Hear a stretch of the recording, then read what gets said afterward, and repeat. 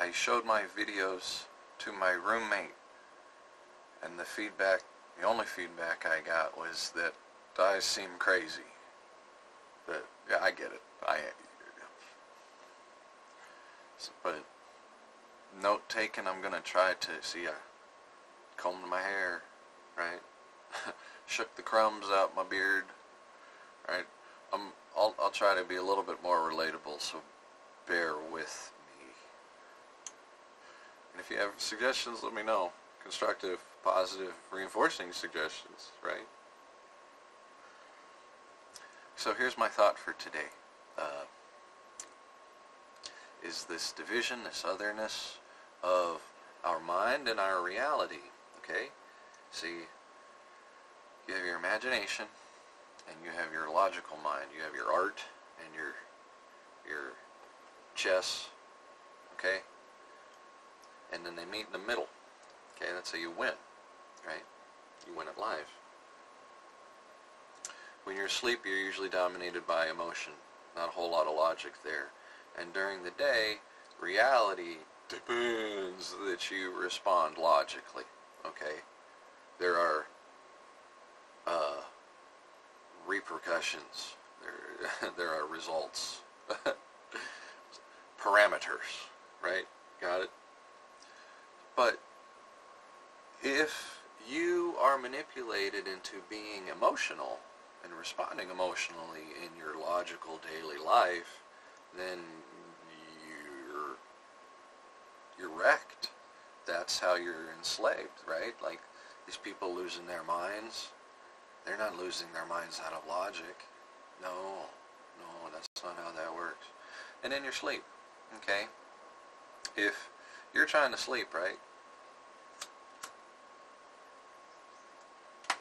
You're supposed to be unloading that stress from the day, the angst and the whatever that you build up, right? Like the plunger in a pinball machine or the hammer on a revolver, right?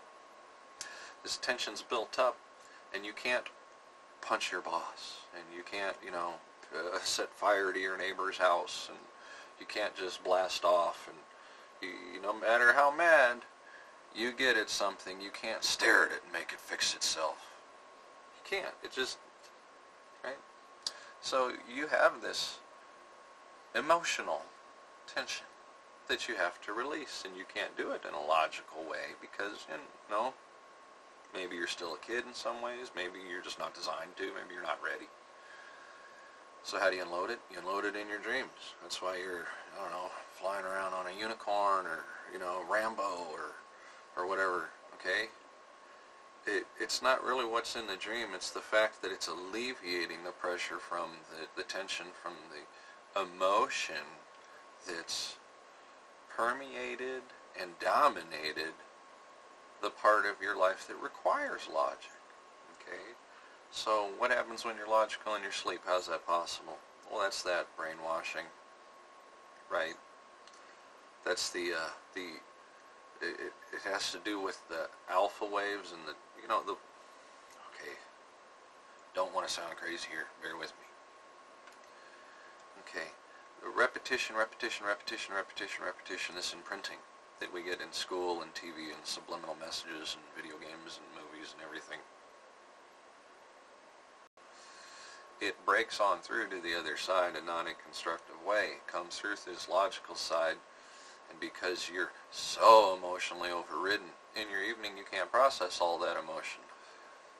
And unfortunately that negative logical side, well, it's not negative, but your negative feelings of that logical side are not processed when it keeps dumping into you. And so you submit in your sleep. You submit subconsciously. You are enslaved in your own imagination. And so I think that's kind of like the issue. That's the secret weapon. That's I want to say the Holy Grail.